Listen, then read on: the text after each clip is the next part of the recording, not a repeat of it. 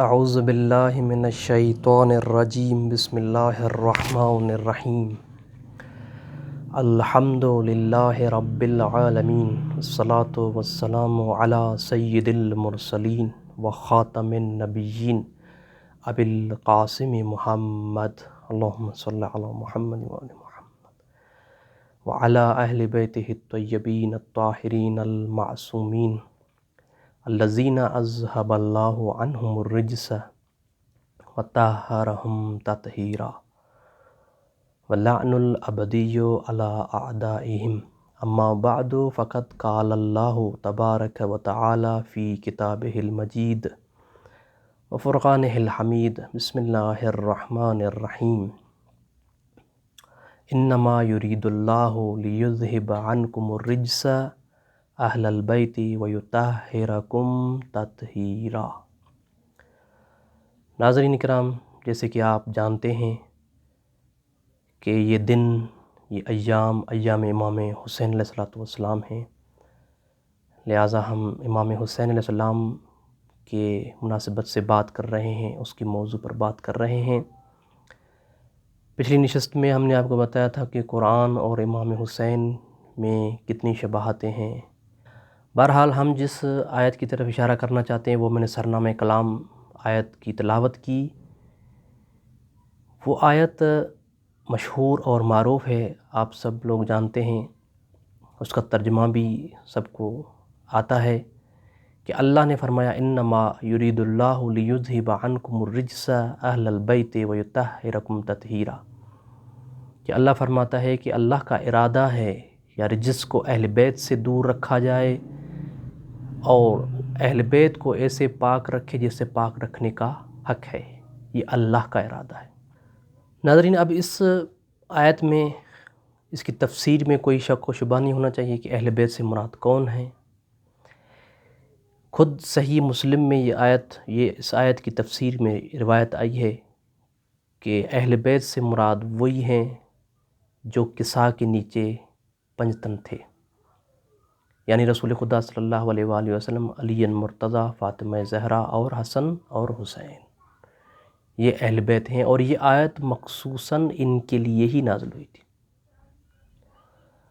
اور وہ پھر لکھتے ہیں کہ اس آیت کے نازل ہونے کے بعد کافی مدت تک رسول خدا صلی اللہ علیہ وآلہ وسلم فاطمہ زہرا کے گھر کے دروازے پر آتے تھے تو اس آیت کی تلاوت کرتے تھے کہ انما یرید اللہ لیذہب عنکم الرجس اہل البیت ویطہرکم تطہیرا، اس آیت کی تلاوت فرماتے تھے۔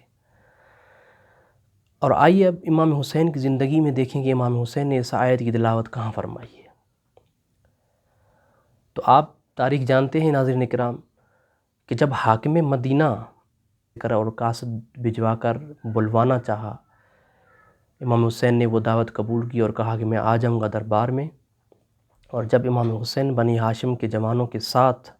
دربار میں آئے اور امام حسین علیہ السلام سے یزید کی بیعت کا مطالبہ ہوا، لیکن امام حسین علیہ السلام نے اس کا کوئی مثبت جواب نہیں دیا۔ تو ناظرین، آپ جانتے ہیں کہ وہاں پہ ایک شخص تھا جس کا نام تھا مروان بن حکم لعنت اللہ علیہ، کہ جس نے اشارتاً، جانتے ہیں آپ، کہ کہا کہ اگر حسین ابھی بیعت نہیں کر رہا، حاکم مدینہ کو کہا کہ ابھی اس کو قتل کر دو۔ اور جب امام حسین علیہ السلام نے یہ بات سنی اور دیکھی تو امام حسین علیہ السلام نے مروان بن حکم کی طرف رخ کر کے چہرہ انور اس کی طرف موڑ کے کہا کہ ویلک یا مروان تم پر ویل ہو، فَإِلَيْكَ أَنِّي، تم ہم سے بیعت کا مطالبہ کر رہے ہو، فَإِنَّكَ رِجْسٌ، تم عین رجس ہو، وَإِنَّا اہل بیت الطہارت، اور ہم اہل بیت الطہارت ہیں۔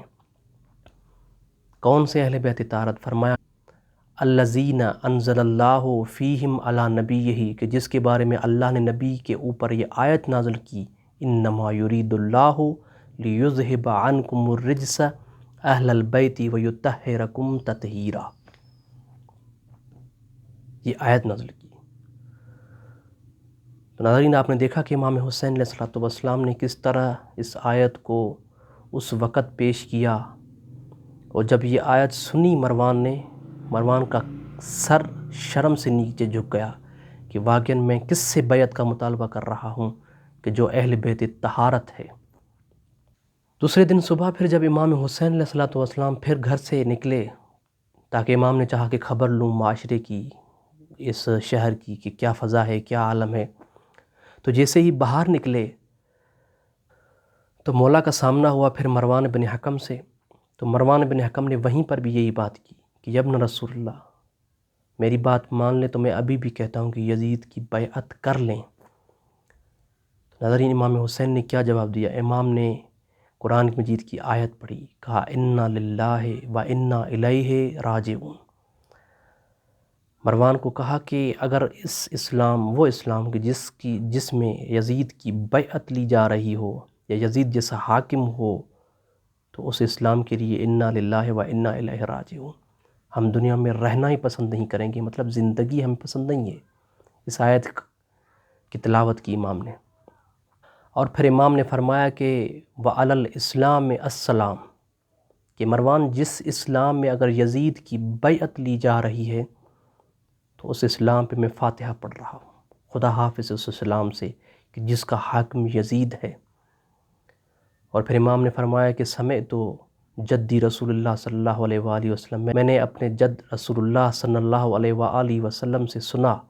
کہ انہوں نے فرمایا کہ الخلافت یحرمون علی آل ابی سفیان، کہ خلافت آل ابی سفیان پر حرام ہے۔ امام نے یہ جواب دے کر پھر مروان کو وہیں پہ شرمندہ کیا۔